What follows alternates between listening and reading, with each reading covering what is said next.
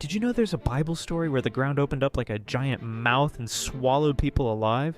This happened when a man named Korah got very jealous of Moses. Moses was a God's special leader, but Korah wanted to be the boss too. Korah gathered 250 important men and marched up to Moses.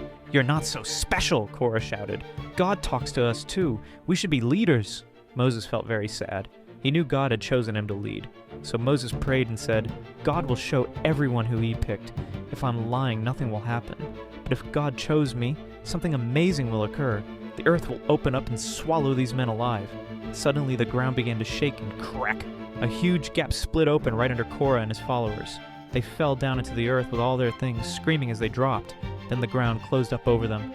Fire also came down and burned up the 250 men. Everyone learned that day: never fight against God's chosen leaders.